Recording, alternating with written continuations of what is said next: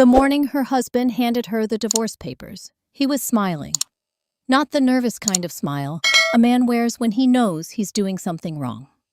This was the other kind. The kind that comes from believing completely, and without question, that the person sitting across from you has already lost. The conference room at Hartwell Construction smelled like stale coffee and old ambition.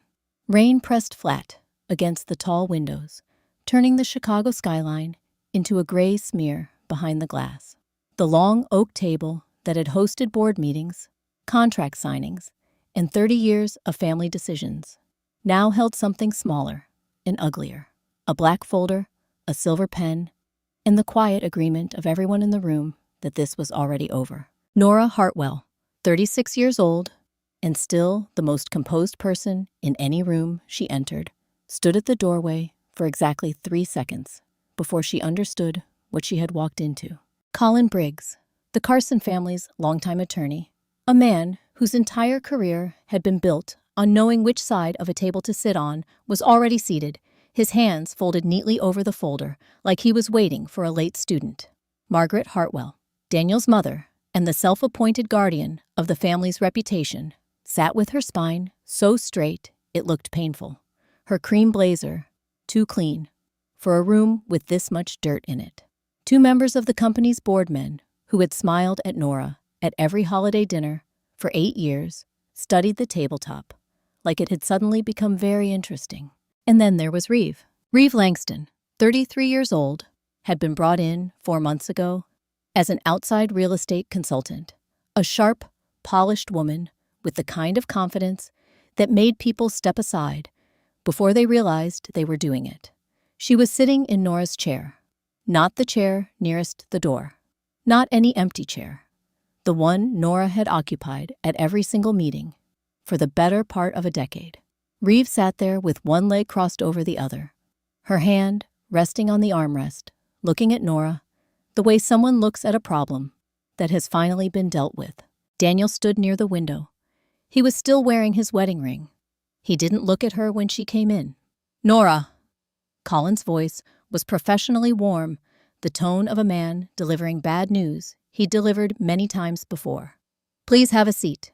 She didn't sit. She looked at the folder. "Your husband has asked me to prepare a formal separation and settlement agreement," Colin continued. "These are preliminary terms, nothing final yet, but Daniel feels it would be best to resolve this before the Meridian acquisition moves forward. Before the money arrives," Nora translated silently, "before the merger makes him untouchable." "She doesn't look surprised," Reeve said, her voice carrying that particular sweetness that wasn't sweet at all.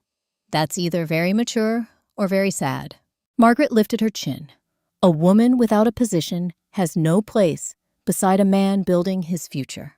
The room absorbed the words. Nobody pushed back. Nobody shifted in discomfort.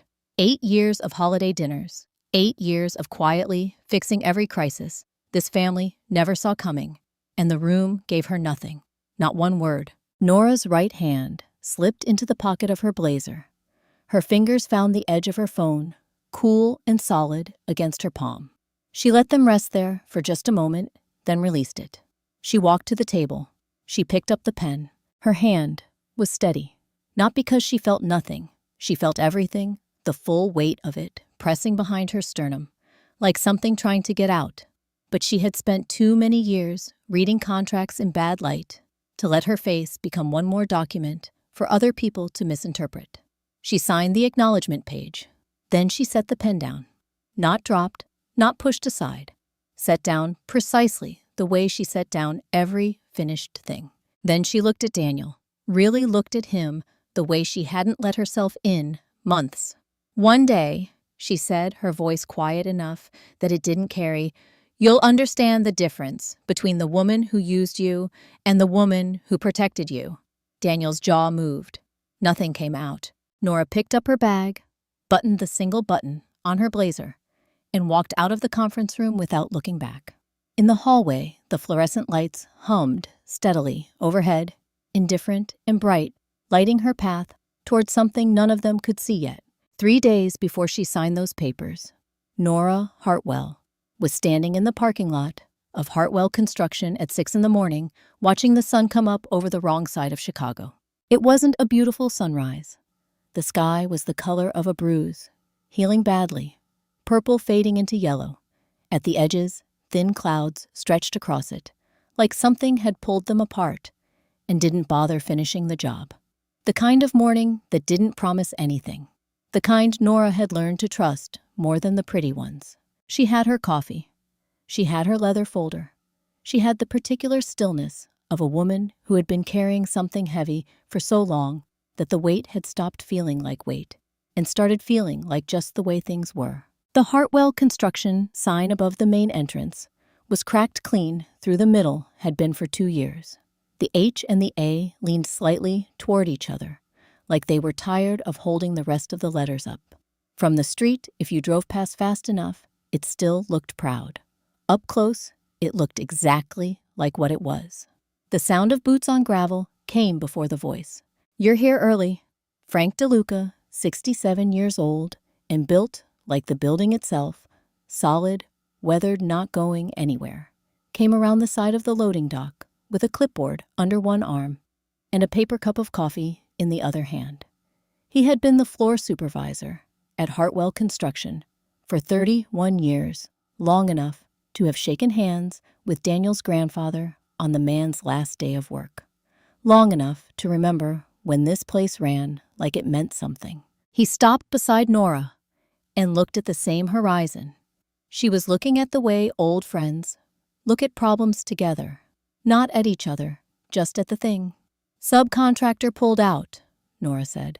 "Wentworth Group. They called at midnight." Frank exhaled slowly through his nose. "The Lakeshore Project. The Lakeshore Project." He was quiet for a moment. "That's 40% of Q3 revenue." "I know. Does Daniel know?" Nora took a sip of her coffee. "He will." That was how it always started.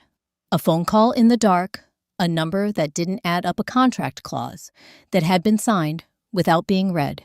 And Nora, already awake, already thinking 3 steps ahead, already building the solution before anyone else had finished understanding the problem. She had not set out to become the invisible architecture of her husband's company.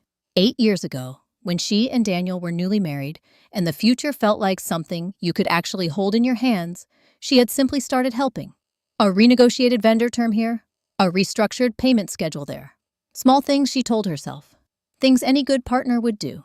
But small things have a way of becoming the only thing standing between a business and the edge of a cliff. She remembered the Morrison contract, the single largest deal in Hartwell's recent history, a commercial development in the South Loop that had been 48 hours from collapse, when the primary material supplier froze their account over 3 consecutive late payments. Nora had found it at 11 o'clock on a Tuesday night, buried in a stack of invoices Daniel had left on the kitchen counter. She had worked until 4 in the morning, restructuring the payment terms, drafting a temporary credit agreement, writing the cover letter in language that gave the supplier enough security to release the hold without making Hartwell look desperate. The next afternoon, Daniel had walked into the project meeting and presented the resolution like a man who had simply made a few phone calls. The team had applauded. Nora had been in the hallway on her way to get water. She had told herself it didn't matter. What mattered was that the contracts kept running and the workers kept getting paid and the building kept standing.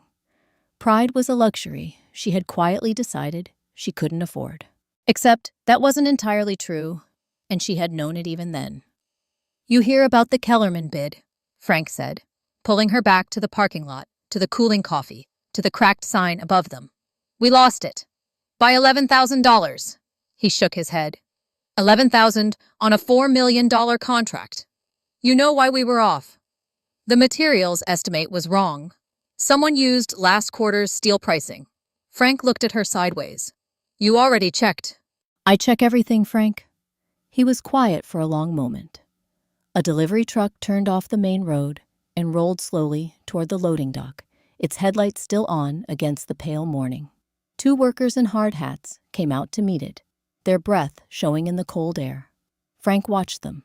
His voice, when it came, was low and careful, the voice of a man who had been holding something back for a while. "You've been holding this place together for 8 years," he said.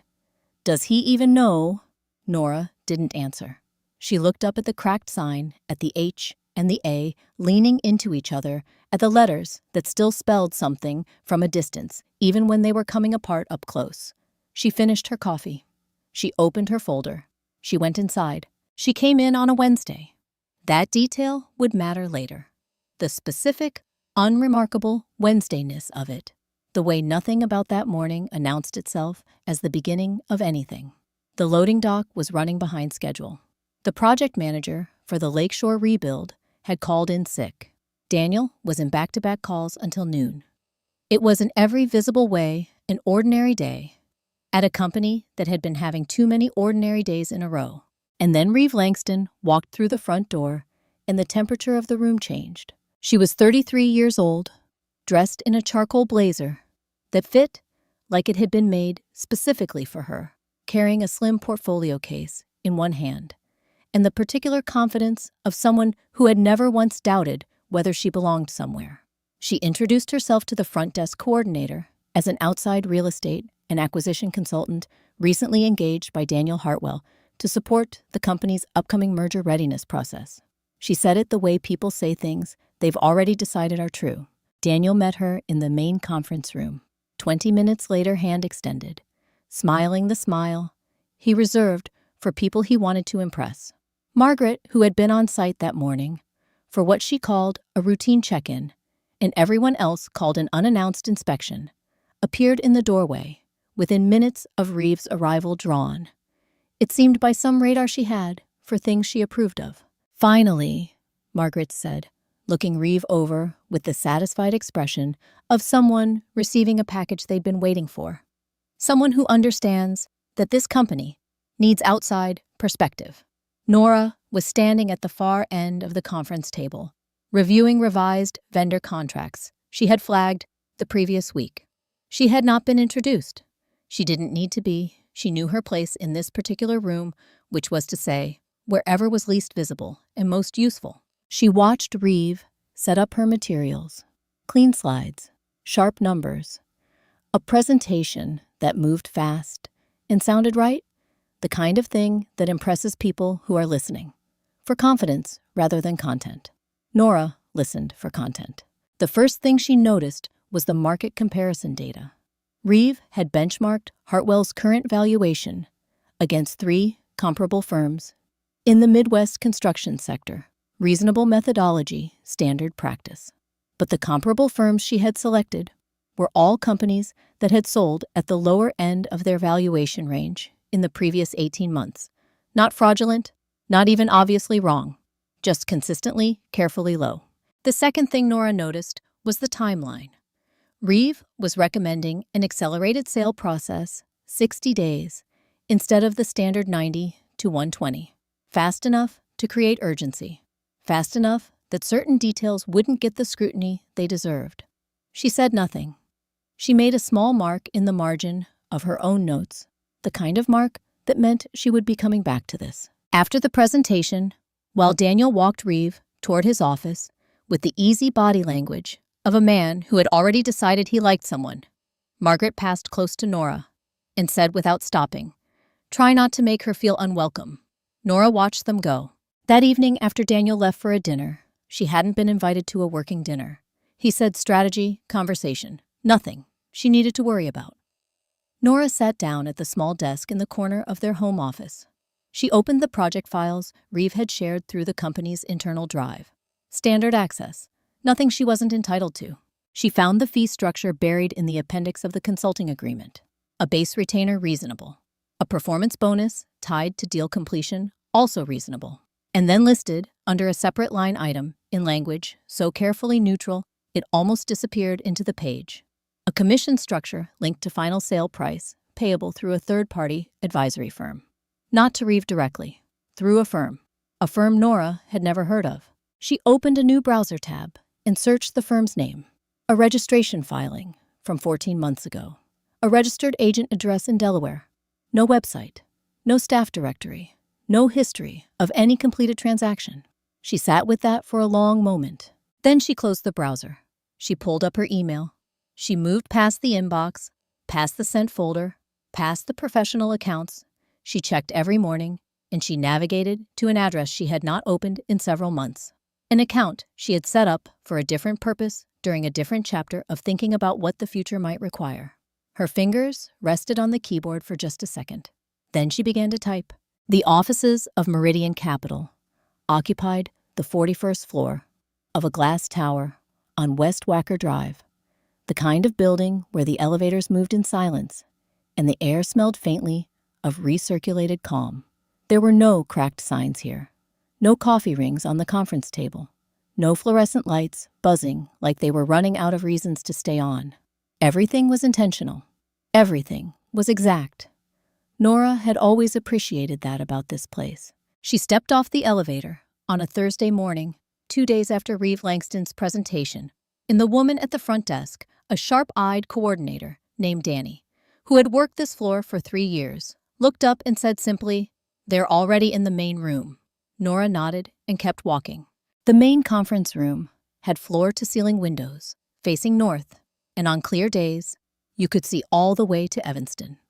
Today, the lake was flat and steel-colored, the kind of gray that didn't move. 2 people were already seated at the long glass table when Nora came through the door. Sasha Okoye, 34 years old, was the kind of financial mind that made other financial minds uncomfortable, not because she was aggressive, but because she was almost always right and had the patience to wait until everyone else figured that out. She had joined Meridian's leadership team 2 years ago, after a decade working distressed asset acquisitions at a firm in New York, and she had the particular stillness of someone who had learned to read rooms before entering them. She looked up when Nora walked in and pushed a coffee across the table without being asked. Across from her sat Victor Hale, 52 years old, Meridian's chief legal counsel, and the man responsible for making sure that every deal the firm touched was clean enough to survive a very close look. Victor wore gray suits the way other men wore armor deliberately, with full awareness of what they communicated. His voice, when he used it, carried the measured weight of someone who had learned that the most important legal advice is almost always the advice nobody wants to hear. "We saw the Reeve Langston filing," Sasha said, before Nora had fully settled into her chair. "I found the commission structure last night," Nora said. "We found it 2 weeks ago." Sasha slid a folder across the table. "We were waiting to see if you'd find it too." Nora opened the folder. The numbers were the same ones she'd seen on her own screen the night before, but laid out here with Meridian's annotation, alongside clean, methodical damning in the way that only truly organized information can be damning. It had not always looked like this.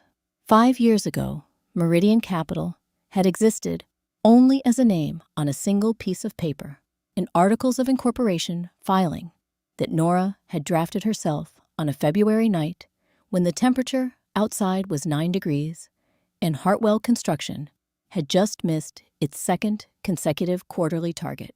She had not started the company out of ambition. She had not started it out of anger or calculation or any of the reasons people would later assume. She had started it out of fear. Not fear for herself. Fear for the 160 workers she had watched file into that building every morning for years. People with mortgages and children in school and parents who depended on them. People who had no idea that the company they trusted with their livelihoods was being steered by a man who confused confidence with competence. She had watched Hartwell Construction drift toward the edge of something serious, and she had understood, with the particular clarity of someone who had spent years reading financial structures for a living, that if it went over that edge, no one was going to catch it. So she had built something that could, slowly, carefully, with every dollar she had earned and saved over years of work that had never once appeared on any award, any announcement, any industry recognition with her name attached to it. Meridian had grown into something real. A firm with a reputation for identifying distressed manufacturing and construction assets and rebuilding them without gutting the workforce in the process. It had taken longer than she'd planned. It had cost more than she'd budgeted in ways that had nothing to do with money. But it was here, and it was solid, and it was pointed at exactly the problem it had been built to solve. Victor cleared his throat. He had been watching her read the way he always watched, still attentive cataloging. "The Langston situation complicates our timeline," he said. "If she's positioning to take a cut on the low-end sale price and redirect the margin through that Delaware shell, we need to document every interaction before we can move." He folded his hands on the table. "Which brings us to the other matter." Nora looked at him. "The separation filing," Victor said. "Daniel's attorney made a preliminary inquiry to the court last Friday. It hasn't been formally initiated yet, but the intent is clear." He paused. "Given your relationship to the target company, every communication you have with Hartwell leadership from this point forward, every meeting, every phone call, every room you share, needs to be on record. Not because we doubt you, because when this is over, we need to be able to show that everything was handled exactly the way it should have been." The lake outside the window hadn't changed. Still flat, still gray, still not moving. "From this point forward," Victor said, "every interaction with Hartwell leadership needs to be documented." Nora looked at him for a long moment. Then she nodded. "I understand," she said. The plan had started as a single page. That was 2 years ago, a Tuesday night in late October, when the heat in their apartment was running high and Daniel was asleep by 10, and Nora had spread a legal pad across the kitchen table and started writing down everything she knew. Not as a strategy, not yet, just as a way of seeing it clearly, the way you sometimes have, to write a thing down before your mind will agree to hold it. What she knew was this Hartwell construction was not going to survive another 3 years under its current direction. The debt structure was wrong. The vendor relationships were fraying. The leadership decisions, the ones Daniel made loudly, and the ones he avoided making at all, were pulling the company toward a place it would not be able to walk back from. She had run the numbers 4 times. The numbers didn't change. What she also knew was that she could not simply tell him. She had tried. Not once, not twice, she had tried. Across 2 years of quiet evenings and careful conversations had laid the evidence on the kitchen table. The same way she was laying the plan out now had said in the plainest language she could find that the company needed to change direction before the direction changed everything else. Daniel had listened the way people listen when they have already decided the speaker is worrying too much. He had nodded. He had said he appreciated her perspective. He had gone back to whatever he was doing. So she had thought about it differently. If Daniel wouldn't follow a warning, he might follow an opportunity. And if an opportunity needed to be carefully positioned in his path, well. She had spent 8 years learning exactly how this man moved through the world. The first piece had been the industry conference. The Midwest Construction and Development Summit, held every September in Indianapolis. Daniel attended every year, mostly for the networking dinners and the feeling of being seen among his peers. Nora had contacted the conference organizers 8 months in advance and quietly arranged for Meridian Capital to be listed as a featured acquisition partner in the summit's materials, not prominently, not aggressively, just present. A name on a page, a logo in a program, the kind of thing that registers without announcing itself. She had not attended the conference herself. Daniel had come home from Indianapolis with a business card and a story about a fascinating conversation with a Meridian associate he'd met at the opening reception, a sharp young analyst named Connor, who had asked all the right questions about Hartwell's project pipeline and seemed genuinely impressed by what Daniel told him. Nora had listened to every word over dinner, had asked follow-up questions, had said it sounded promising. Connor worked for Meridian. He had been briefed on what to ask. The second piece had been the email. 6 weeks after the conference, a message had arrived in Daniel's professional inbox from a senior acquisitions contact at Meridian Capital, carefully worded, expressing interest in learning more about Hartwell Construction's long-term positioning, mentioning Connor's positive impressions from Indianapolis. Professional, warm, without being aggressive. The kind of email that feels like a door opening rather than a pitch being made. Nora had not written that email, but she had written the brief that shaped it down to the tone and the specific phrases most likely to land well, with a man who needed to feel like the opportunity had found him rather than the other way around. The third piece had been the meeting, a lunch in the West Loop, arranged through an intermediary between Daniel and one of Meridian's senior partners, a genuine meeting, a real conversation, the kind where both sides actually learned something. Nora had not been in the room. She had not needed to be. By the time Daniel started mentioning Meridian Capital, at home casually at first, then with growing excitement, then with the particular enthusiasm of a man who believes he has found the solution to a problem he only recently admitted existed, the architecture was already built. He was walking through doors she had constructed and calling it discovery. She did not feel proud of this. She did not feel ashamed of it either. She felt the way she imagined a structural engineer feels when a bridge holds weight. It was designed to hold not triumphant, just quietly confirmed.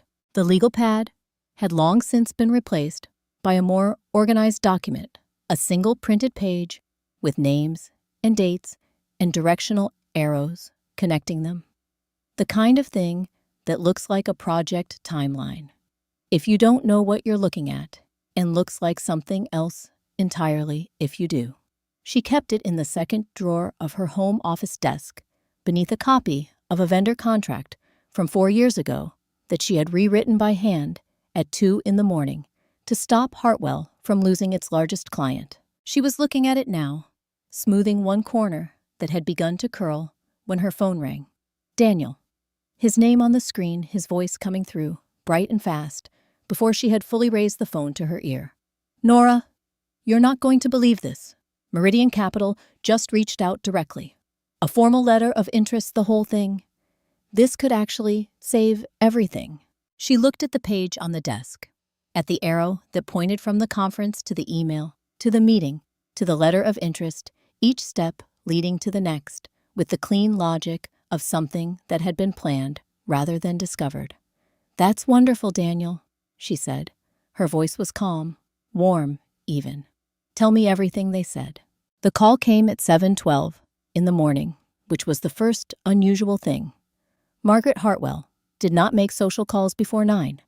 She had opinions about people who did opinions. She had shared more than once over dinners. Nora had spent mostly listening. 7 in the morning was the hour of emergencies, and tradespeople, not conversation. Nora was already dressed on her second cup of coffee, already 3 pages into a vendor analysis. She was preparing for reasons she had not discussed with anyone in the Hartwell family. She looked at the name on the screen for a moment before she answered. Margaret, I'd like to have breakfast. Not a question. Margaret Hartwell had never quite mastered the art of the request. There's a place on Erie Street I've been meaning to try. 8:30. The line went quiet in the way that meant the invitation was not actually optional. I'll be there, Nora said.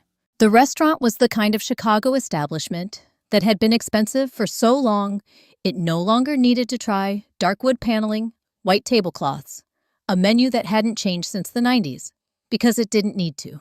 Margaret was already seated when Nora arrived, her reading glasses on a cup of black coffee in front of her, studying the menu with the focused attention of someone who had already decided what she wanted and was simply filling time. She looked up when Nora sat down. You look tired, Margaret said, which from her was neither concern nor cruelty, just observation, delivered without the softening most people applied to true things. I've been busy, Nora said. You're always busy. Margaret set the menu down. Daniel tells me the Meridian process is moving faster than expected. Daniel is optimistic. Daniel, Margaret said carefully, is easily impressed by people who speak with confidence. She lifted her coffee cup. It's a quality he inherited from his father. Harold could walk into a room and tell within 30 seconds whether someone was performing or producing. Daniel never quite developed that particular skill. It was Nora, reflected one of the more honest things Margaret had ever said about her own son, and she had said it without looking up from her cup, as if she were commenting on the weather. The food came. Margaret ate with the precise, unhurried manner of someone who had grown up being told that rushing at the table was common. Nora waited. This consultant, Margaret said eventually. Reeve Langston. What about her? Where did Daniel find her? Nora kept her expression level. She came recommended through an industry contact. I believe Daniel mentioned a referral from someone at his club. Yes. Margaret's finger traced the rim of her cup. That's what he told me as well. A pause. I looked into the referral. The man Daniel named doesn't remember making it. The tablecloth between them was very white and very still. People forget introductions, Nora said. People forget a great many things. Margaret's eyes moved to the window, to the eerie street foot traffic, passing in the cold morning light. Her firm, it's very new. Some good firms are new. Her references are thin. Daniel seemed satisfied with them. Margaret was quiet for a moment, in the careful way of someone choosing which door to open. The commission structure in her consulting agreement, she said. I asked Colin to review it. He said it was standard. Another pause, shorter this time. I don't believe him. Nora said nothing. I'm not asking you to tell me what you know, Margaret said, and her voice had shifted, not softer exactly, but stripped of its usual performance. What was underneath was not warmth. It was something more uncomfortable than warmth. It was the sound of a woman who had spent decades being certain and had recently become less so. I'm asking you whether I should be paying closer attention. Outside, a taxi moved through the intersection and was gone. I think, Nora said slowly, that paying close attention is rarely a mistake. It was the most she could give, and from the way Margaret's jaw tightened almost imperceptibly, Nora understood that the older woman had heard exactly what she meant to hear. Not the words, but the space around them. They finished breakfast without returning to it. Margaret talked about a restoration project at a building in Lincoln Park she had invested in. Nora asked the right questions. The check came, and Margaret took it before Nora could reach for it. The way she always had, not generosity, just control the distinction between the two. So old in Margaret that she had probably stopped noticing it. She stood, smoothed the front of her jacket, put on her coat with the deliberate patience of a woman who had never once been rushed by anyone else's schedule. At the door she stopped. She didn't turn around. Harold always said the quiet ones see everything, she said. Then she walked out into the cold, and the door settled shut behind her, and Nora sat alone at the white tablecloth with a cup of tea she hadn't touched, and the particular stillness of someone who had just been told something important by a woman who would never admit she'd said it. The notification arrived at 2:17 in the morning. Nora was still awake, had been awake since midnight, sitting at the desk in the home office with a lamp on low, and the rest of the apartment dark and quiet around her. Daniel was asleep down the hall. She could hear very faintly the sound of the city outside the window, the way Chicago never fully goes silent, just shifts into a lower register after midnight, like a conversation that hasn't ended but has stopped trying to be heard. Her phone screen lit up on the desk beside her. A message from Sasha, sent through the encrypted channel they used for anything that couldn't travel through standard servers. No greeting, no context, just a file name and a 4-word subject line. Langston. Full picture. Nora opened her laptop. The file was 43 pages. She started at the beginning, the way she always did, not skimming, not jumping to conclusions, just reading. Steadily, carefully. The way you read something when you already suspect what it contains, but need to know the exact shape of it before you can decide what to do. The first section was the commission structure. She had already found the base retainer, the performance bonus, the third-party advisory firm, listed in the appendix. But Sasha had gone further than the consulting agreement. She had traced the advisory firm through its Delaware registration to a second filing in Nevada, and from there to a limited liability company incorporated 14 months ago, under a name that meant nothing. 3 letters, no history, no public presence. The registered agent was a law office in Wilmington that specialized in what the industry politely called privacy-forward corporate structures. The sole managing member was listed as R. Langston. Nora read that line twice. Then she continued. The second section was the valuation methodology. Sasha had pulled the 3 comparable firms Reeve had used in her presentation, and run them against a broader dataset, 15 comparable transactions, over the same period, same geographic market, same sector. The average sale price in Sasha's dataset was 22% higher than the average in Reeves. Not a rounding difference, not a methodology preference, a consistent directional gap that pointed one way and one way only. If Hartwell Construction sold at the valuation, Reeve was recommending the gap between that number and fair market value would be. Nora did the math in her head, then checked it against the figure Sasha had printed at the bottom of page 11, somewhere between $4 and $6 million. Depending on how the deal was structured, a portion of that gap would move through the shell company as the difference between what the buyer paid and what Hartwell received. A portion of that gap would end up with R. Langston. The third section was the timeline. Reeve had been in contact with a private equity group based in Atlanta, a firm that specialized in acquiring undervalued construction assets and restructuring them aggressively, which in practice meant cutting workforce, consolidating operations, and reselling within 36 months. The first documented contact between Reeve and this firm predated her engagement with Hartwell Construction by 8 weeks. She had been working both sides of the table before she ever walked through the front door. Nora turned to the final pages. Sasha had included a call log, partial, pulled from a third-party data source, showing 11 contacts between Reeve's personal number and a direct line registered to the Atlanta firm's managing partner. 3 of those calls had occurred in the week following Daniel's announcement that he was moving forward with Meridian as the preferred acquisition partner. Reeve had not stopped working the other side when Daniel chose Meridian. She had accelerated. Nora sat with that for a moment. She thought about Daniel, coming home from the industry conference in Indianapolis, animated and energized, talking about a fascinating conversation with a sharp young analyst who had asked all the right questions. She thought about the way he had described Reeve at that first meeting, focused, knowledgeable someone who really understood the business. She thought about the dinners she hadn't been invited to, the strategy conversations she hadn't been needed for the growing frequency with which Daniel had stopped asking for her perspective on things she had spent years understanding better than anyone in that building. She thought about the 140 workers, closer to that number still than the 160 she had counted when she first started building Meridian, because Hartwell had been quietly shedding positions for 2 years, who came in every morning without knowing that the ground beneath them had been in motion for a very long time. She turned back to page 1. She read the name of the shell company again. She read the name of the managing member, R. Langston. Nora closed the laptop. The room went dark. She didn't reach for the lamp. She didn't pick up her phone.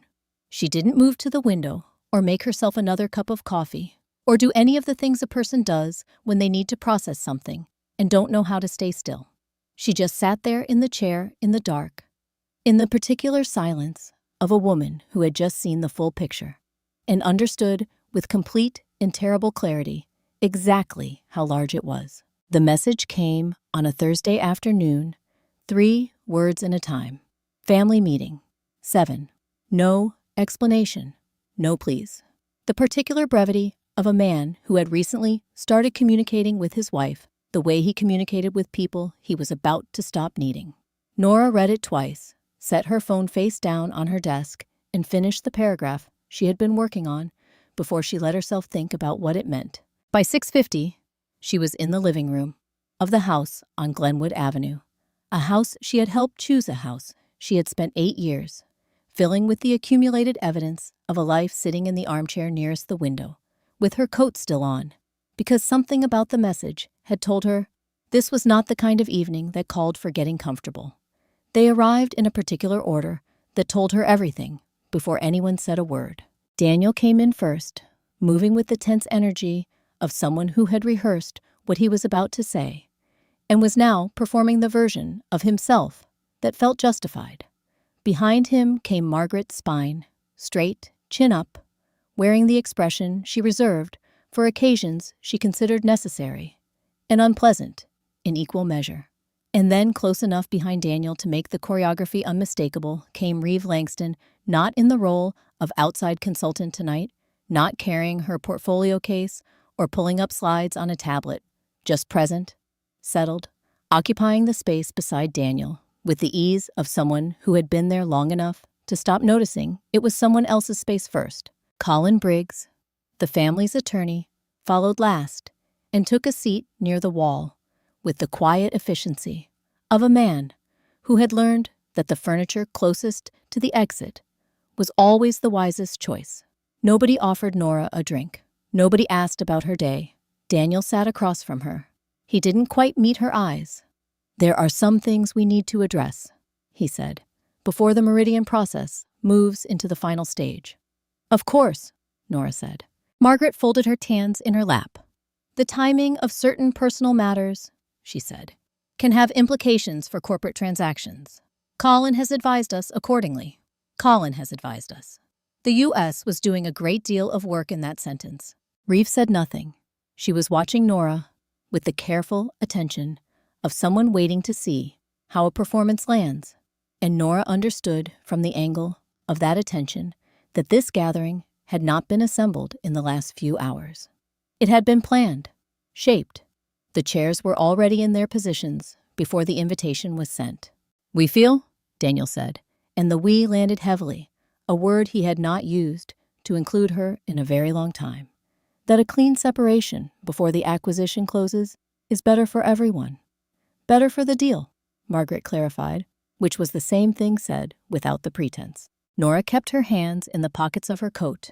Her right hand rested against the side of her phone the way it had in a different room, on a different morning when she had made a decision about what to carry and what to leave behind. She did not move her fingers. She did not look down.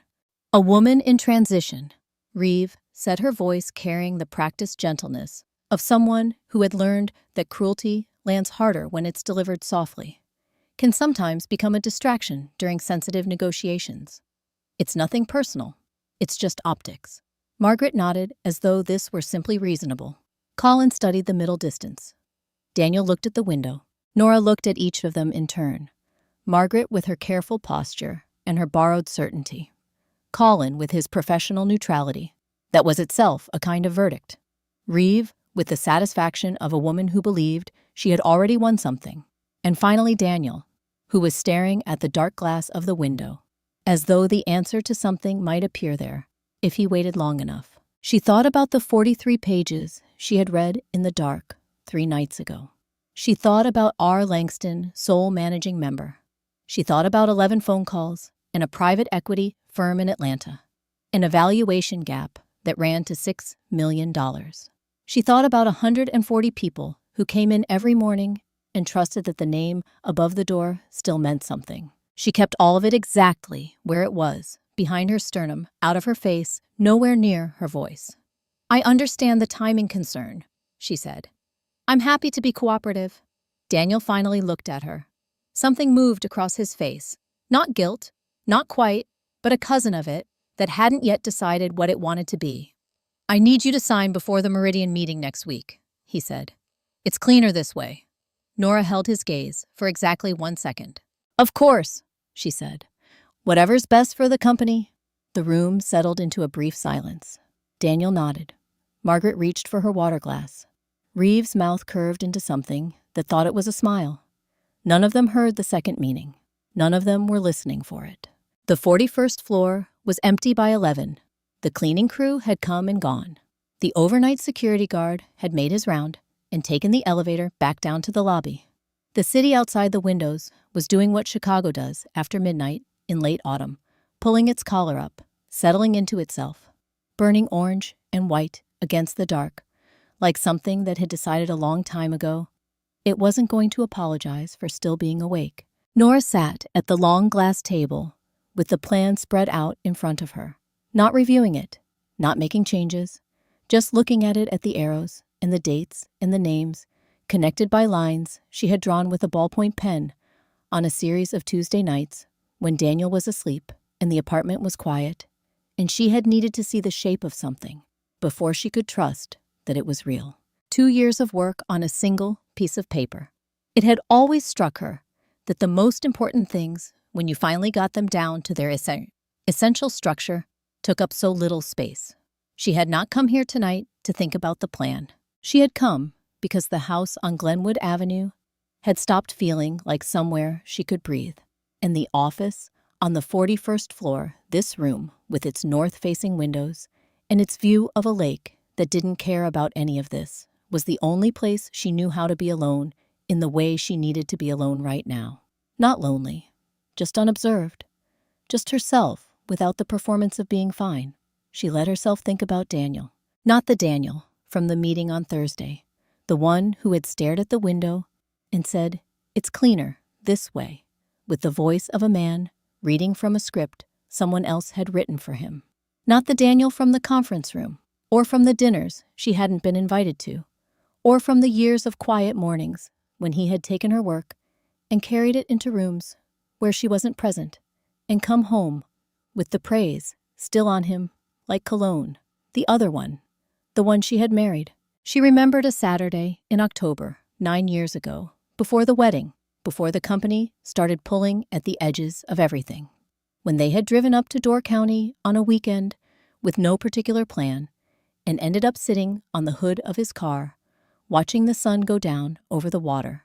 He had been talking about his grandfather, about the old man's hands, the way they looked at the end of a workday, marked by what they had built, he said, not by what they had held onto. He had wanted that. He had meant it. She had heard it in his voice and recognized it as true. She had fallen in love with the man who said that. The man who understood the difference between building something and simply inheriting it. The man who believed in that particular October light, that what you made with your own effort was worth more than what you were simply given. Somewhere along the way, that man had made a different choice. Not a single dramatic choice, no moment she could point to and say, "There, that's where it changed." Just a long series of smaller ones, each one slightly easier than the one before, each one moving him a little further from the person who had sat on the hood of a car and talked about his grandfather's hands. She didn't know when he had stopped noticing what he was becoming. She wasn't sure it mattered anymore. What she knew was the other number, not the timeline of a marriage dissolving the other one, the one she had carried with her since the night she had first understood what was actually at stake. 340 people. She had counted them once, 2 years ago, when she was first building the case for what Meridian needed to become. She had pulled the payroll records she still had access, then, before Daniel had quietly shifted her off the internal systems and gone through every name. Not as a statistic, as people. A woman named Gloria, who had worked the materials intake desk for 19 years. A man named Pete, who ran the overnight crew and coached his daughter's soccer team on weekends. Dozens of others she had seen in hallways and parking lots and at the annual company picnic. People who waved and said good morning and had no idea that the ground beneath them had been softening for years. She had not built Meridian because she was angry. She had not built it because she wanted to win something. She had built it because 340 people deserved to come in on a Monday morning and still have somewhere to go. Nora reached across the table and rolled the plan into a careful cylinder.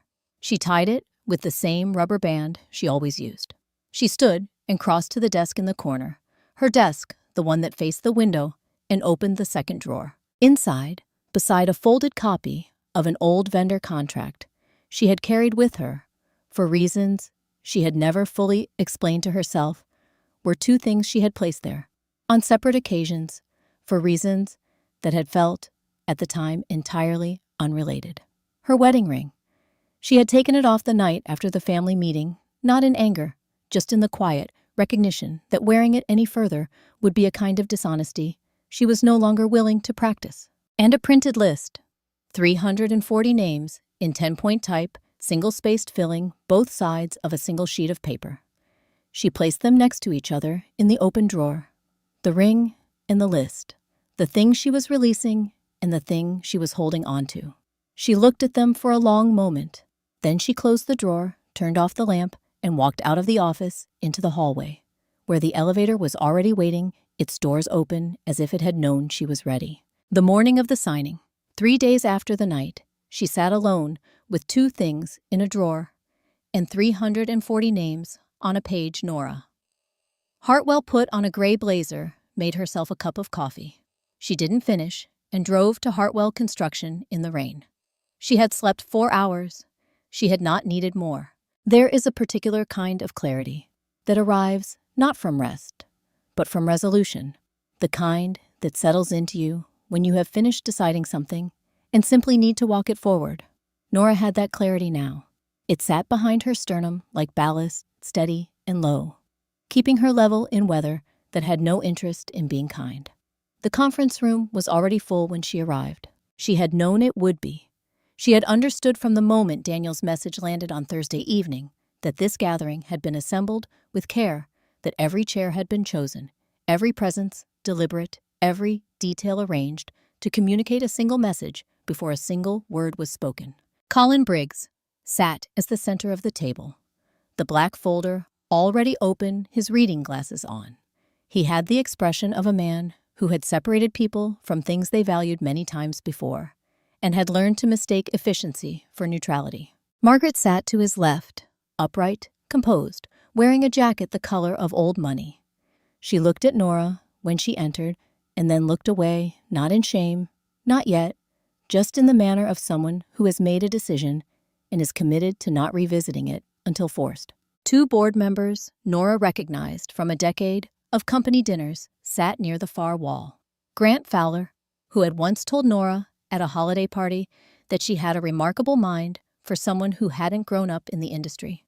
Peter Sachs, who had never said much of anything, but had always voted the direction the room was already moving. They were present the way furniture is present, filling space, lending weight not expected to move on their own. And then there was Reeve. She was not in Nora's usual chair today. That particular staging was being saved. Nora understood for a different morning. Today, Reeve sat directly beside Daniel, close enough that the arrangement itself was a statement, her portfolio case open on the table in front of her, as though this were simply another working meeting she happened to be attending. She looked at Nora, the way a person looks at something they've already decided the value of. Daniel was standing near the window again. He had a habit Nora had noticed over years of watching him in difficult rooms, of positioning himself near exits, not to leave, but to feel like he could. He was still wearing his wedding ring. "Nora," Colin said, "thank you for coming." She did not point out that she had not been given a choice. She set her bag down and remained standing. Colin walked through the terms in the measured cadence of a man who had memorized them. Preliminary separation agreement, asset division framework, a waiver, and here, his voice did not change, did not acknowledge the weight of what he was saying, of any future claim to Hartwell Construction Holdings effective prior to the close of the Meridian acquisition, before the money, before the deal Daniel believed he had discovered and negotiated and earned, before all of it became real. "We feel this is the most straightforward path," Margaret said when Colin paused. "For everyone involved." Grant looked at the table. Peter checked his watch. Their silence had texture, not discomfort, not conscience, just the practiced absence of opinion that men like them had spent careers perfecting. Nora's right hand moved to the pocket of her blazer, not reaching for anything, just resting there the way a hand rests when it has learned to stay quiet. Then Reeve spoke. "There's a version of this," she said, her voice carrying the warm, reasonable tone she used when she wanted something to sound like common sense, rather than what it actually was, where everyone leaves with their dignity intact. That version requires not making this more complicated than it needs to be. A pause, precisely timed. Some people, when they realize the chapter is closing, spend their energy trying to rewrite the ending. That never works out well for anyone. The room absorbed it. Nora looked at Reeve, at the careful arrangement of her expression, the slight tilt of confidence in her shoulders, the hand resting near Daniel's on the table. She thought about a Delaware filing and a Nevada registration and 11 phone calls to a firm in Atlanta. She thought about the precise engineered gap between what Hartwell was worth and what Reeve intended it to sell for, and who was going to collect the difference. She thought about the fact that every word Reeve had just spoken had been captured by the small device in her blazer pocket, which had been running since the moment she stepped out of her car in the parking lot, as per the legal protocol Victor had established 14 days ago for exactly this purpose. She did not look down at her pocket. She did not adjust her posture.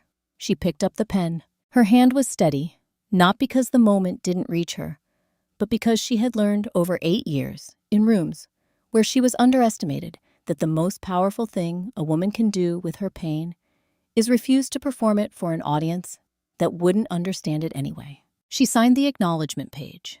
She signed the framework agreement. She set the pen down, parallel to the edge of the paper, the way her mother had taught her to set silverware deliberately, as though the way you finish a thing matters as much as how you begin it. Then she stood, picked up her bag, and looked at Daniel one final time. He was looking at her now, finally, with the expression of a man who had gotten exactly what he thought he wanted, and had just noticed too late that something about the getting of it felt wrong in a way he couldn't yet name. She didn't offer him the name. She walked out. The hallway was cool and bright, the fluorescent lights indifferent in the way of all institutional lighting, illuminating everything, equally caring about none of it. Nora walked its length, without hurrying, without looking back, her footsteps quiet on the tile. She stopped near the far end where the hallway turned toward the elevators. She took out her phone. One new message. Victor Hale sent 4 minutes ago. Package secured. See you Thursday. Nora read it once. She put the phone back in her pocket. Then she turned the corner and kept walking toward the elevators, toward Thursday, toward everything that was waiting on the other side of a door that hadn't opened yet. The elevator doors opened on the 41st floor, and everyone in the room stood up. Not because they had been asked to, not because protocol required it. They stood the way people stand when someone enters a room and the room understands, without being told, that the person who just arrived is the reason the room exists. There were 9 of these analysts, legal staff, the 2 senior associates who had been with Meridian since its 3rd year, and they rose from their chairs in the quiet, unhurried way of people who had done this before and meant it every time. Sasha was already at the far end of the conference table, a leather portfolio open in front of her, a coffee waiting at the chair to her right. Victor stood near the window with a sealed folder under his arm, his gray suit as deliberate as ever, his expression carrying the particular steadiness of a man who had spent 2 years helping build something toward this exact morning. Nora stepped off the elevator. She set her bag on the credenza near the door, the same credenza she had assembled herself, with a toolkit from a hardware store on Milwaukee Avenue on a Saturday afternoon in Meridian's first year, when the furniture budget had not yet stretched to cover delivery and installation. She hung her coat on the hook beside it. She walked to the head of the table. Nobody sat until she did. It had not always been like this. 5 years ago, 4 years and 8 months, to be exact. Because Nora remembered the date, the way you remember the dates of things that cost you something real. She had been sitting at a different table entirely. A folding table, the kind sold in stacks at warehouse stores, set up in the living room of a 1-bedroom apartment on the north side of Chicago, because the kitchen counter was too small, and the bedroom felt too private for a decision this large. It had been February, the kind of February that makes Chicago residents question every choice that had led them to stay. The radiator had been doing its best and losing. She had been wearing a wool sweater and the heavy socks Daniel called her grandmother's socks, and she had had 3 things in front of her: a cup of tea that had gone cold, a pen, and a single sheet of paper that represented the legal beginning of something she had not yet told anyone about. Articles of Incorporation. State of Illinois. Company name, Meridian Capital LLC. Registered agent herself. Managing member herself. She had held the pen for a long time before she used it. Not from doubt. The doubt had burned itself out weeks earlier, somewhere around the 4th time. She had run the numbers on Hartwell's debt structure and arrived at the same answer.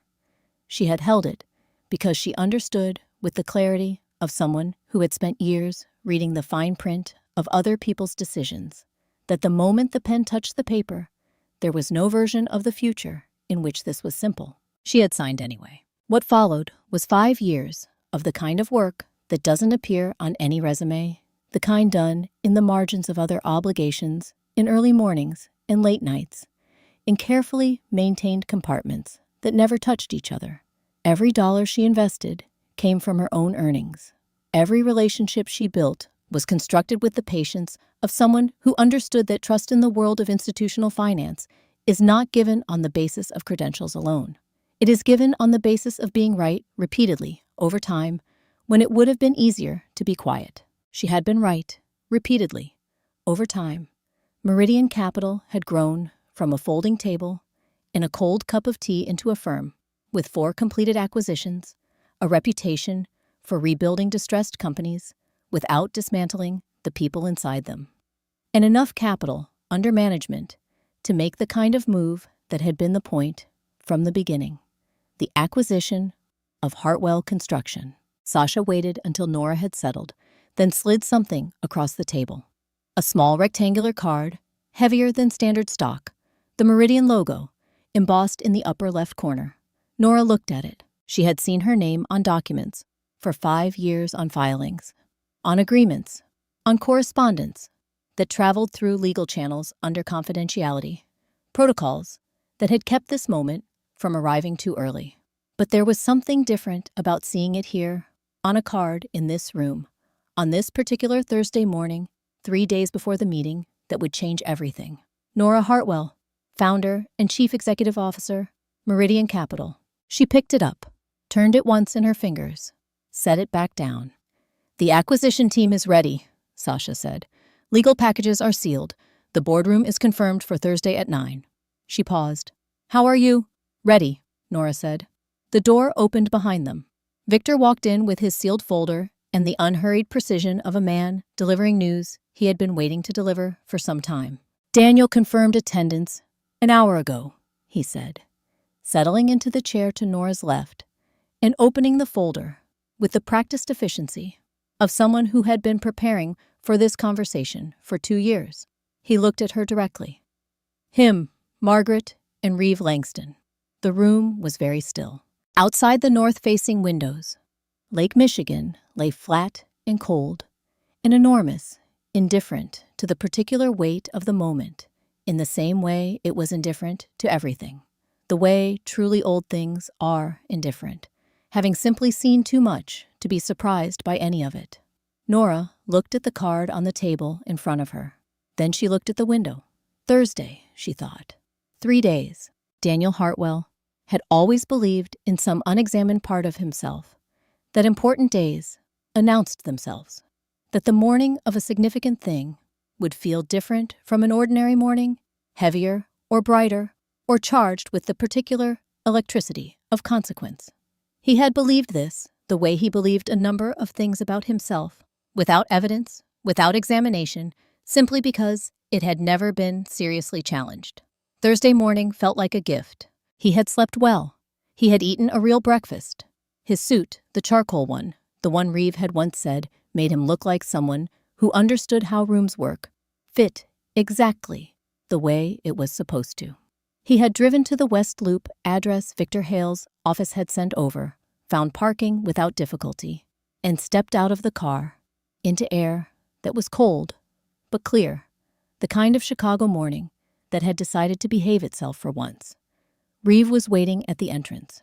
She had dressed for the occasion in a way that communicated she understood what occasions were, for fitted jacket, understated jewelry, the particular posture of someone who had calculated every variable and found them all satisfactory. She fell into step beside him as he approached, and they walked through the lobby, together with the synchronized ease of 2 people who believed they were walking toward the same destination.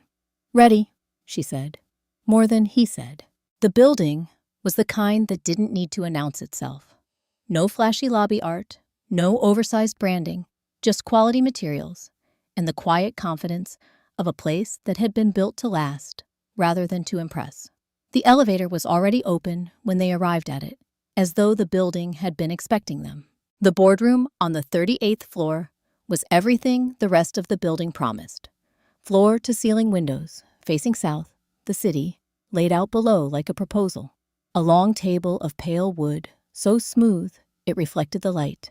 White name cards, placed at intervals, with the geometric precision of someone who understood that seating arrangements were their own kind of argument. Daniel scanned the room with the automatic assessment of a man who had attended enough of these meetings to know that the first thing you locate is your chair.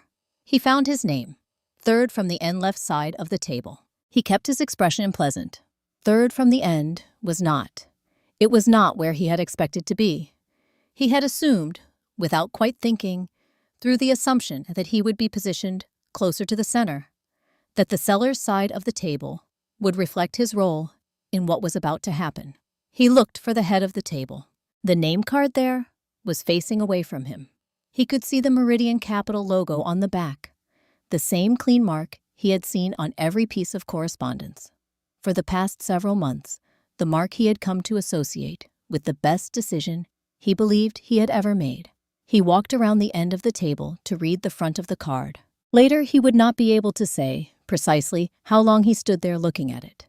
It could not have been more than a few seconds, but those seconds had a quality to them, a density, a texture that made them feel larger than their actual duration, the way certain moments expand to accommodate the weight of what they contain. Nora Hartwell, founder and chief executive officer, Meridian Capital. The room was very quiet. Reeve had come to stand beside him. He heard the small, precise sound of her breath, changing not a gasp. Nothing so uncontrolled as that. Just a slight recalibration, the sound of someone whose calculations had just returned an unexpected result. "That's," she started. The door opened. It opened the way. Important doors open when the person on the other side has decided exactly how they are going to enter. Not pushed, not swung, just opened with the unhurried certainty of someone who had already determined that the room would wait. Nora Hartwell walked in. She was wearing a jacket the color of deep water, not black, darker than navy, the kind of color that doesn't ask for attention, because it doesn't need to. She carried a slim folder pressed against one side and moved through the doorway with the even, unrushed pace of someone who had been walking toward this room for 5 years and saw no reason to hurry now that she had arrived. Behind her came Sasha, then Victor, then 2 members of Meridian's legal team, whose presence communicated without a word that every corner of this transaction had been examined and found to be exactly what it was intended to be. Nora did not look at Daniel when she entered. That he would later understand was the part that undid him first. Not her presence, not her name on the card, not even the way the room had rearranged its entire gravitational field the moment she crossed the threshold. It was the not looking. The simple, complete absence of any need to check his reaction, to gauge his response, to seek anything from him at all. She walked to the head of the table. She set her folder down. She pulled out her chair, the one with her name in front of it, and sat with the particular composure of someone who had rehearsed nothing, because nothing about this required rehearsal. Sasha took the seat to her right, Victor to her left. The legal team settled along the same side with the quiet efficiency of people who had done this before. Daniel stood at the other end of the table and did not move. Margaret, who had entered behind the Meridian team with Grant and Peter, lowered herself slowly into a chair near the window. Her face had a quality Nora had never quite seen on it before. Not shock, not anger, something more interior than either of those, the expression of a woman doing very rapid and private arithmetic.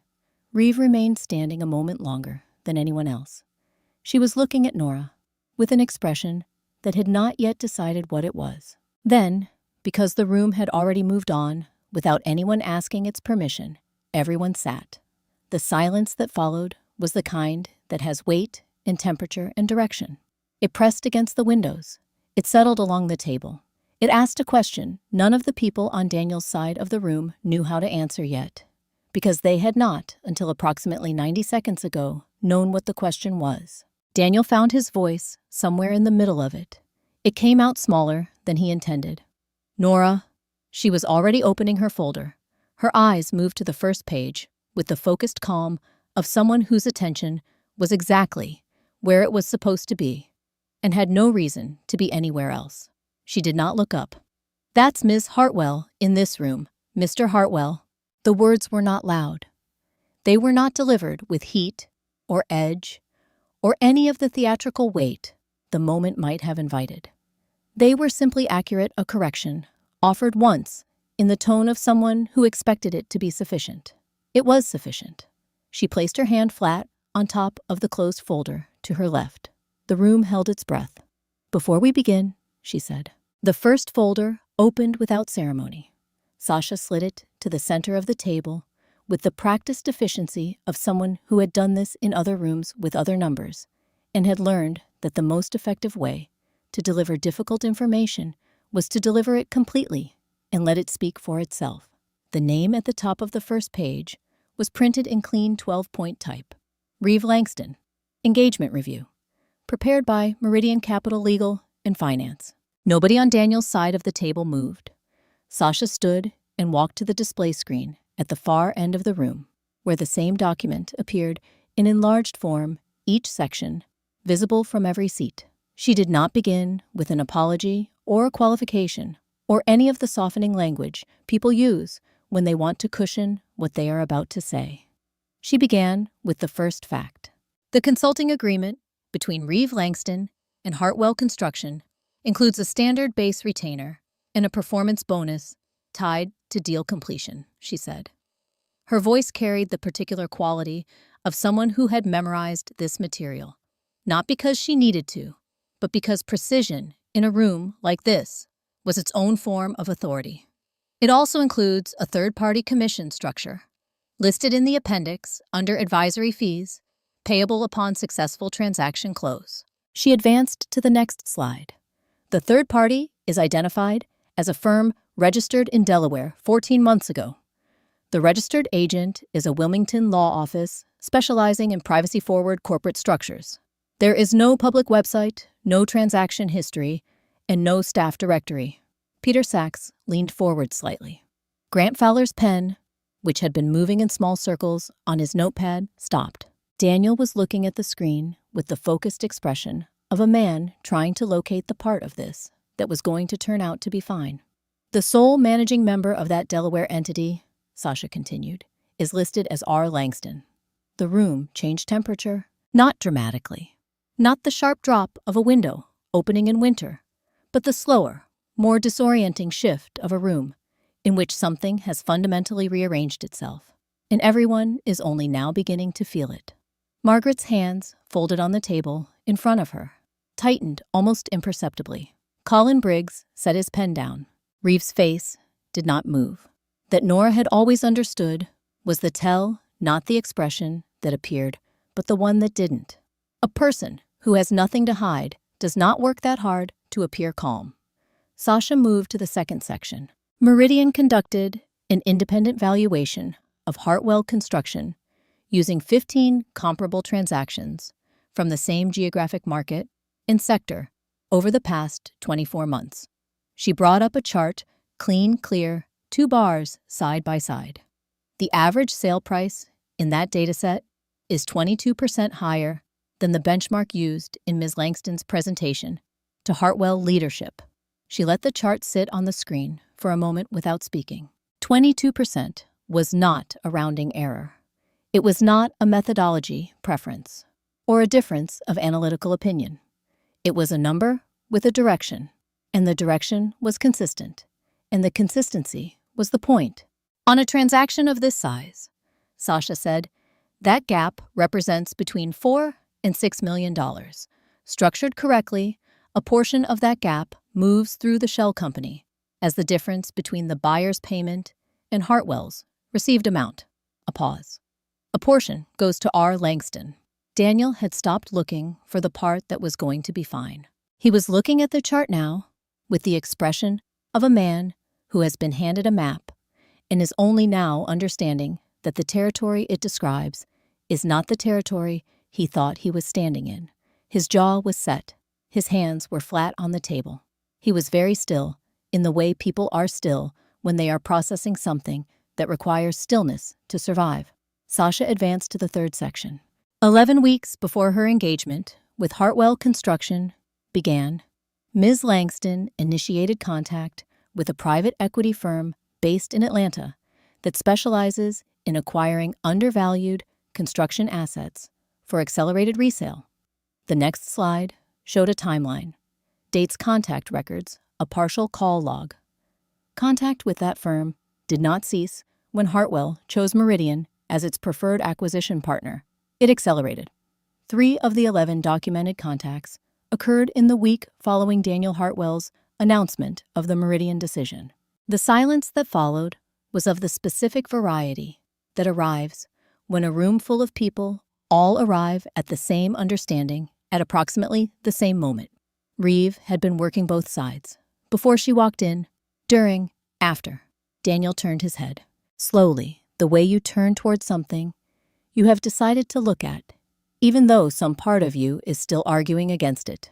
He turned until he was looking directly at Reeve, at the composed, careful expression she had maintained through every slide, every number, every documented contact, and his voice, when it came, had been stripped of everything except the question itself.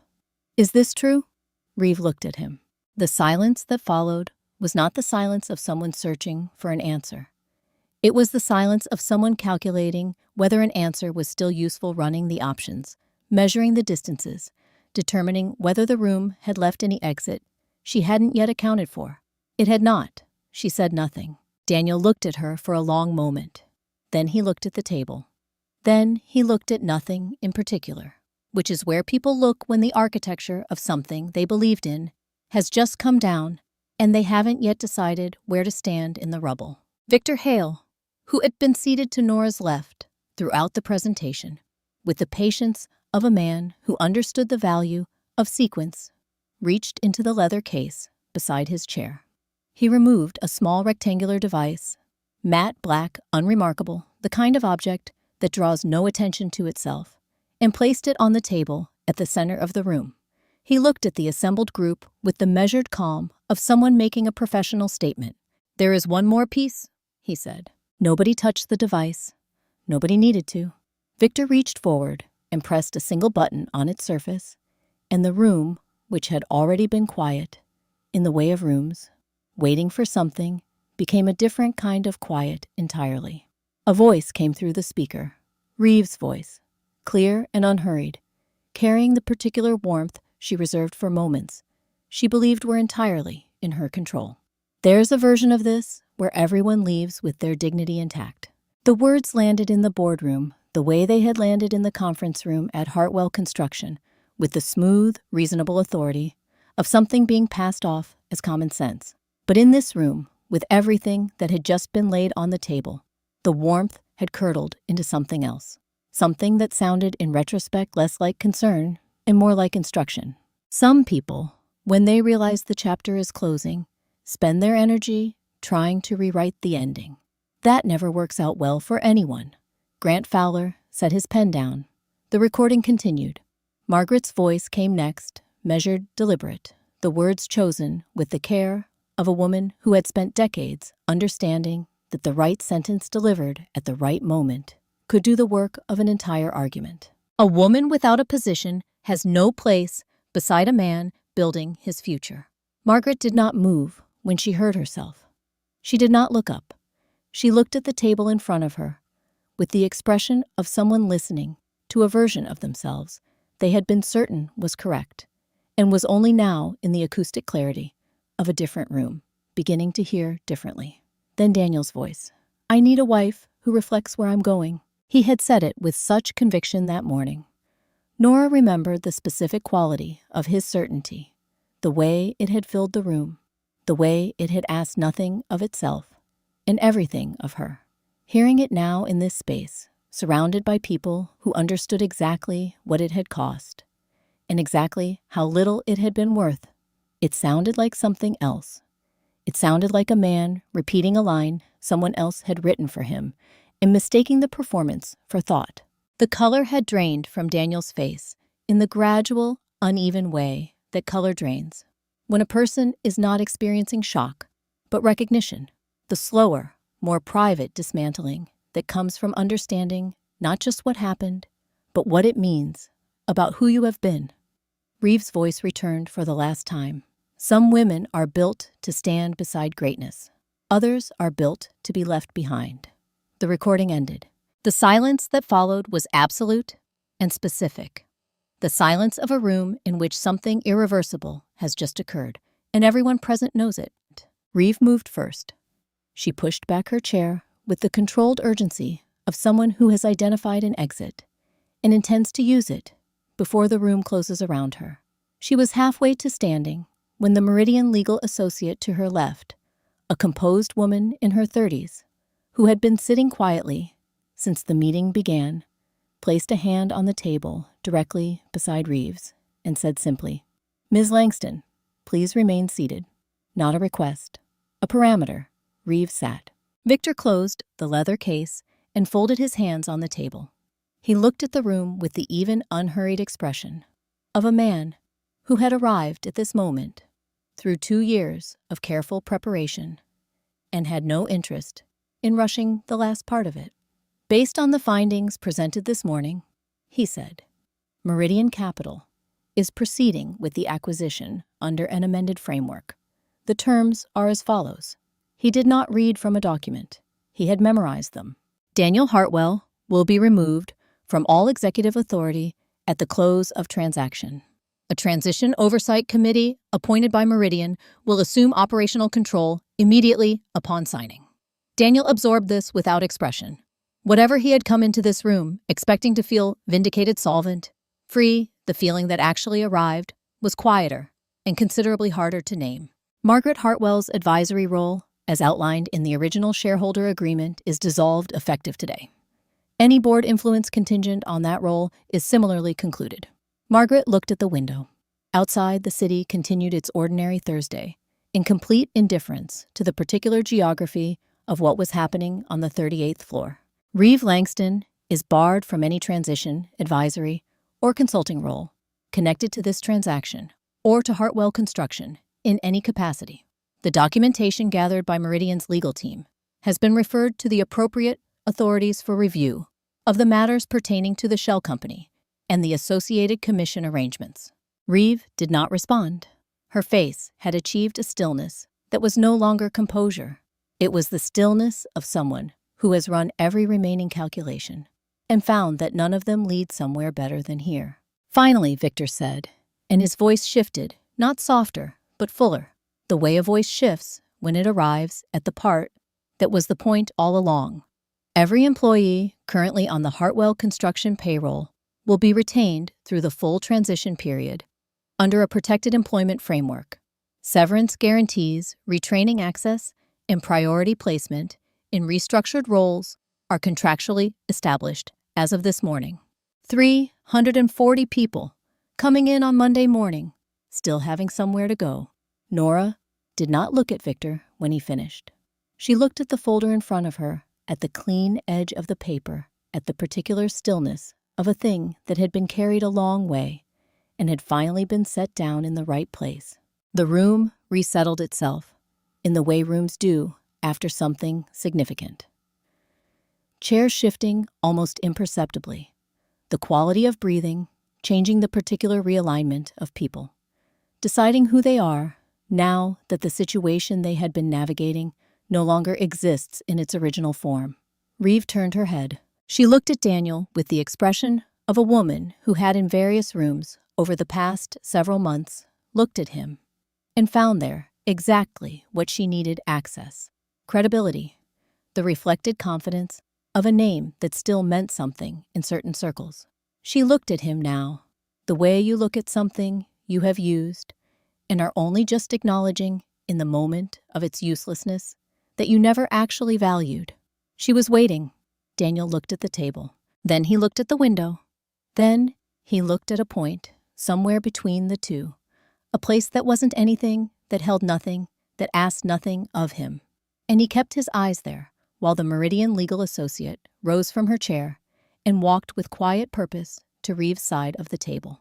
The room emptied, the way rooms empty, after something significant, not all at once, but in stages, each departure taking a layer of noise and tension with it, until what remained was the particular silence of a space that had just been the site of something irreversible, and was now simply a room again. The legal team gathered their materials with professional efficiency. Sasha closed her portfolio. Victor exchanged a few quiet words with the Meridian associates near the door. Margaret left without speaking to anyone, her footsteps measured and deliberate, the exit of a woman who needed to be somewhere private before she decided what she thought about what had just happened. Grant and Peter left together, not speaking in the manner of men who had shared a silence long enough that it had become its own kind of conversation. Reeve was escorted out through a separate door, and then, without anyone planning it or announcing it, Daniel Hartwell was alone. He was standing at his end of the table, the third seat from the end left side. The chair he had found with such automatic confidence 2 hours ago when he had walked in expecting to receive something. The documents in front of him were the same ones that had been there when the room was full. They looked different now. Not the documents themselves, the paper, the ink, the careful legal language had not changed, but the context in which they existed had shifted so completely that they might as well have been written in a different language. He sat down. He had not planned to. His body simply decided, without consulting the part of him that was still trying to maintain some version of composure, that standing was no longer something it was interested in doing. He looked at the papers. And then, because there was no one left to perform for, and nothing left to protect, he let himself look at the other things. The things he had been not looking at for a long time, that had been waiting with the patience of things that know they will eventually be seen. He thought about the Morrison contract. He had walked into that meeting, the lender meeting the one that had determined whether Hartwell Construction survived the year, with a recovery plan in a folder, and the particular confidence of a man who believed he had spent a long night solving a hard problem. He remembered the handshakes afterward, the lender's approval, the drive home with the window down despite the cold, the specific physical sensation of relief that he had in the privacy of his own memory, always attributed to his own effort. He had found the folder on the kitchen counter the morning of the meeting. He had assumed Nora had organized it for him the way she organized things, as support, as background, as the kind of help that didn't require acknowledgement, because it was simply what she did. He understood now, sitting in this empty room on the 38th floor, that he had not spent a long night solving a hard problem. He had spent a long night sleeping while someone else solved it, and had picked up the solution in the morning and carried it into a room full of people who would never know the difference because he had never told them. He had told himself at the time that she wouldn't have minded, that she understood how these things worked, that the important thing was the outcome, and the outcome had been good, and therefore everything about the way it had been achieved was essentially fine. He thought about Indianapolis, the conference, the networking dinner, the young analyst from Meridian who had asked such sharp questions about Hartwell's pipeline.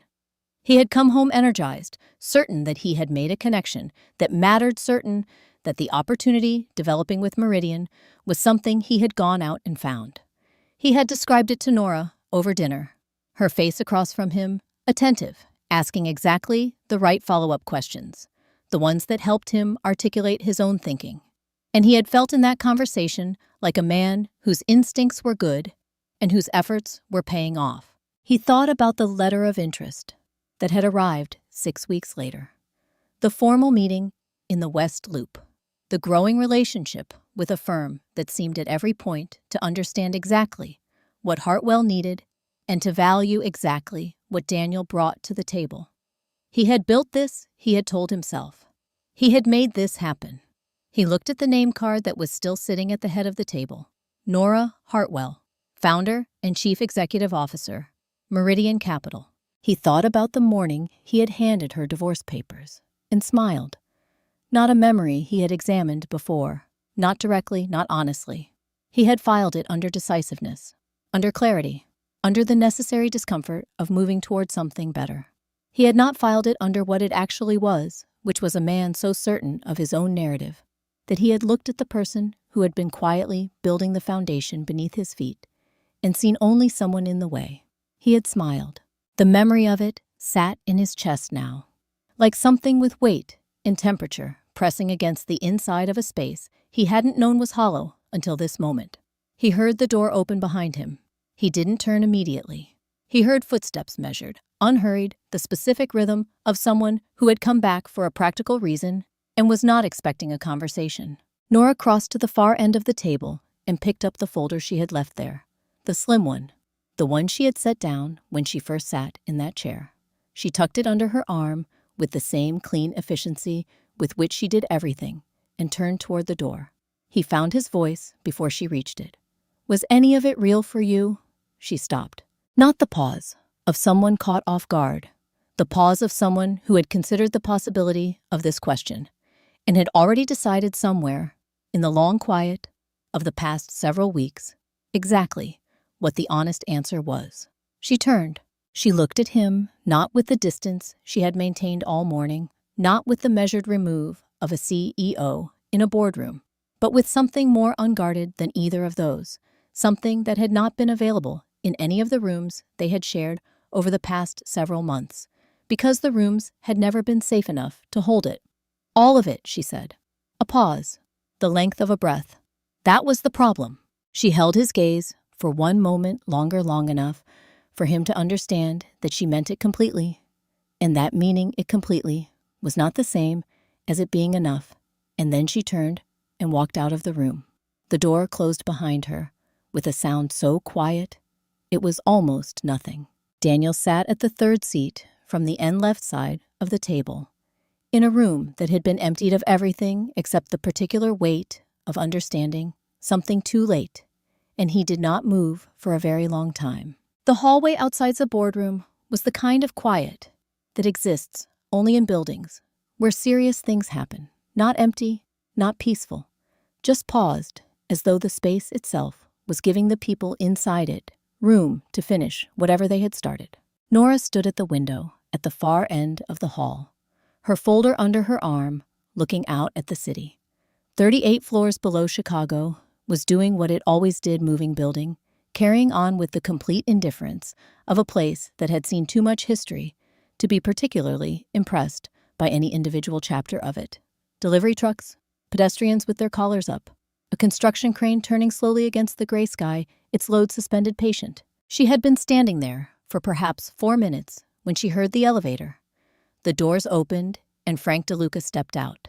He was wearing his good jacket, the dark one he kept for occasions that required something more than the work clothes he lived in the rest of the time. His hands, which had spent 31 years being useful in ways that left marks, were folded in front of him. He looked at Nora the way he had always looked at her, directly, without adjustment, without the performance of an expression chosen for the occasion. He walked to the window and stood beside her. He did not ask how it had gone. He did not ask what happened in the room, or what the terms were, or whether the thing they had both been moving toward for longer than either of them had said out loud had finally landed the way it was supposed to. He just stood there, the way he had stood beside her in the parking lot of Hartwell Construction on a cold morning 2 years ago, looking at a cracked sign and a company that was quietly coming apart and had not needed to say anything then either, because some things between people who have worked alongside each other long enough don't require language to be understood. After a moment, he said, "Gloria cried." Nora looked at him. "When I told her the jobs were protected," he said. "The whole transition employment guarantee, the retraining access, all of it. She stood in the materials room and just..." He paused. Not because he was searching for the word, but because the word he had found was the right one and deserved its space. She'd been there 19 years, didn't say anything for a while. Then she said, "Someone actually thought about us." Frank looked out the window. Said it like she hadn't expected it. Nora was quiet. "Pete called his wife from the parking lot," Frank continued. "Before he even got in his car, I could hear him through the window saying she didn't have to worry anymore." A pause. "He coaches his daughter's team on Saturdays." "Did you know that?" "I knew that," Nora said. "Course you did." Frank almost smiled. "You counted all of them, every single one." The crane outside completed its slow rotation and held, below it, The load it was carrying, something large, something structural, swung gently in the wind before settling. "Marcus from the overnight crew," Frank said. "Kid's 26. First real job with benefits. He told me this morning he'd been updating his resume at night for the past 2 months, just in case." He let that sit for a moment. "Said he's going to delete it now." Nora looked at the window, at the crane, at the city moving underneath it, indifferent and continuous and completely unaware of Marcus and his resume, and the 19 years Gloria had spent in the materials room and Pete on the phone in a parking lot. "Thank you for being here," she said. It was not the kind of thing she said easily. Frank received it the way he received most things, without making it larger than it was, which was the only way to receive it correctly. They stood together for a while, in the particular comfort of people who do not need to fill silence to honor it. Then the boardroom door opened. Daniel came out into the hallway, looking like a man who had left something behind in the room, and wasn't certain yet whether he should go back for it. He stopped when he saw them. His eyes moved from Nora to Frank, and something in his face shifted at the sight of the older man. Not guilt, not quite, but a more complicated thing that happens when you encounter someone who knew you before you became what you are, and still has the full picture of both versions. Frank turned. He looked at Daniel, the way he had looked at Daniel for 30 years, not unkindly, but without the deference that Daniel had always assumed was owed to him by virtue of the name he carried. Frank had shaken hands with the man who built the company this family had inherited, and that handshake had given him a kind of standing that no subsequent generation had ever quite managed to revoke. Daniel stood in the hallway and did not speak immediately, which was itself something a small departure from the version of himself that had always filled silence with confidence, whether or not the confidence was warranted. "Frank," he said finally. "Just the name, just the acknowledgement." Frank nodded once. Daniel looked at Nora, then back at Frank. Something moved across his face, the slow, unwilling arrival of a thought that had been making its way toward him all morning and had finally covered the distance. "I don't know how to fix what I broke," he said. He did not say it the way people say things they want to be forgiven for. He said it the way people say things they have recently understood to be true and are not yet sure what to do with. There was a difference, and Frank had spent long enough around human beings to hear it. The older man was quiet for a moment. He looked at Daniel with the considered patience of someone who had watched this family for 3 decades, had watched its founder build something worth preserving, had watched the generation that inherited it confuse possession with understanding, and had waited with the particular endurance of people who are not in a position to say the thing directly until the moment finally arrives when they are. "Your grandfather," Frank said, "used to walk the floor at the end of every Friday, shook every hand, knew every name." He paused. "Not because someone told him to, because he understood that the building didn't run on his name. It ran on theirs." Daniel listened. For once, he just listened. "You want to fix something," Frank said. "You start by telling the truth, starting with the board." The hallway held the words. Daniel looked at Frank for a long moment. Then he looked at Nora, at the folder under her arm, at the steady, unperforming expression on her face, at the complete absence in her eyes of any need for him to be more or different than he was, because she had already stopped needing things from him and had built her own life on the far side of that. He nodded, once, slowly. The nod of a man who is not agreeing to something easy, but has decided that easy is no longer the point. Then he turned and walked back toward the elevator, and the hallway was quiet again, and Frank stood beside Nora at the window and watched the city carry on below them, like it always had, like it always would. The crane operator arrived before sunrise. He was a man of few words and precise movements, the kind of professional who understood that his job was not to perform, but to execute, and who had spent enough years in the trade to know the difference between the two. He ran his pre-checks in the dark, drank his coffee in the cab, and by the time the sky over the east side of Chicago had shifted from black to the particular deep blue that arrives before anything else. He was ready. The Hartwell construction sign had been mounted above the main entrance for 27 years. The bolts that held it had been painted over so many times they had essentially become part of the building, small iron arguments against change.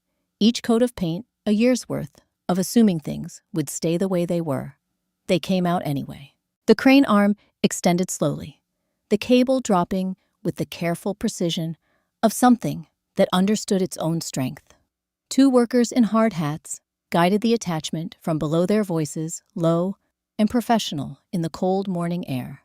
And when the cable was secured and the signal given, the arm began to rise. The sign came down in one piece. It did not crumble. It did not fall. It descended with a kind of dignity that old things sometimes manage when they are handled with care. Slowly, evenly, the letters still legible, all the way to the ground. The H and the A that had been leaning toward each other for 2 years, separated as the sign was lowered flat onto the waiting truck bed, and in the space they left behind. The front of the building looked briefly unfamiliar, like a face, after a change that is clearly right but takes a moment to recognize. By 7:15, the workers had begun to gather. Not because anyone had announced anything. Word had moved through the crew, the way word moves through any community of people who have shared a workplace long enough, not through official channels, not through memos or messages, just through the particular network of people who talk to each other in parking lots and break rooms, and the 30 seconds between the end of one task and the beginning of the next. They came in ones and twos at first, then in small clusters, until there were several dozen of them standing in the cold morning air, with their helmets in their hands or tucked under their arms looking at the entrance. Frank was already there when Nora arrived. He was standing to the left of the entrance, in his good jacket again, the same one from Thursday, and he did not turn when she pulled up, but somehow knew she had the way. People who have paid close attention for a long time know things before they look. He waited until she was beside him before he said anything. "They've been coming in since 6:30, he said. Nora looked at the gathered workers, at Gloria, near the front, her hands folded in front of her, in the posture of someone present for something that matters. At Pete beside her, his shoulders relaxed, for the first time in what Nora suspected had been months. At Marcus, near the back, 26 years old, standing with 2 members of the overnight crew. He had probably just finished a shift, with all of them looking at the empty space above the entrance where a sign used to be. The new sign arrived on a separate truck. It was simpler than the old one, cleaner lines, no flourish, the kind of design that communicates through restraint rather than declaration. The workers watched in collective silence as it was lifted, guided, positioned. The crane operator made a small adjustment. The workers on the ground gave their signals. The bolts went in. Hartwell Works a Meridian company. For a moment, nobody moved. Then, Gloria started clapping. It was not a loud sound at first. Just one person's hands, coming together in the cold morning air. Steady and deliberate. The applause of someone who means it, rather than someone performing the gesture. Pete joined her. Then the 2 workers beside Marcus. Then the overnight crew. Then, in the spreading way of things that are true, everyone. The sound moved through the yard, like something waking up after a long time. Underground, not explosive, not theatrical, just steady and growing and real. Rough hands that had spent years building things, joining together in the cold for a moment that had no agenda except acknowledgement. Nora did not raise her hand. She did not smile widely or turn to receive it. She stood beside Frank in the particular stillness of someone who had worked toward something for long enough that its arrival felt less like celebration and more like confirmation, a quiet, private yes to a question she had been holding for 5 years. Frank said nothing. He didn't need to. After a while, the applause settled, and the workers began moving toward the entrance in ones and twos, the ordinary momentum of a workday, reasserting itself, which was exactly as it should be. The crane operator was already packing up his equipment. The truck with the old sign pulled slowly out of the yard. Nora was walking toward her car when she heard footsteps behind her. She recognized the pace, before she turned, measured, deliberate, the walk of a woman who had never once moved through a space without being aware of exactly where she was in it. Margaret stopped a few feet away. She was dressed as she always dressed, impeccably, without concession to the early hour, or the outdoor chill, or the fact that she was standing in a construction yard at 7:30 in the morning. Her hands were at her sides. She looked at Nora with an expression that had been stripped for once of its usual architecture, the careful positioning, the maintained distance, the performance of certainty that Nora had spent 8 years learning to read around. What was underneath was not warmth. It was something more complicated and more honest than warmth. It was the expression of a woman who had spent a lifetime protecting something she loved with tools that had caused damage she was only now fully and without the buffer of justification beginning to account for. She did not offer a preamble. She did not build toward it. "Harold would have chosen you too," she said. The words arrived without decoration, without apology attached, without the softening qualifications that people add when they want credit for saying a hard thing without fully committing to it. Just the sentence placed between them, like something that had been waiting in Margaret's keeping for longer than either of them would say. She held Nora's gaze for one moment. Then she turned and walked back toward the entrance, her footsteps as measured going as they had been coming, and she did not look back, and Nora did not call after her, and the space between them closed back into the ordinary distance of two people who had said what needed to be said, and understood that some things once acknowledged do not require anything further. Nora stood in the yard for a moment longer. She looked at the new sign above the entrance, at the clean letters, at the name that was still there, at the quiet declaration of something rebuilt rather than replaced. The morning light had shifted while she was standing there, the way Chicago light shifts in the early hours, from gray to gold, from guarded to open the city, deciding once again to let the day begin. She got in her car. She put it in drive. At the gate, she had the option to look in the rearview mirror, at the sign at the yard, at the building that had taken 5 years and one carefully constructed plan, and 340 people, and one marriage, and a filing on a folding table in February to arrive at this particular Thursday morning. She did not look. She pulled out onto the street and drove toward the light, and the city opened in front of her the way it always did, without sentiment, without ceremony, simply making room for whoever was ready to move forward. She was ready.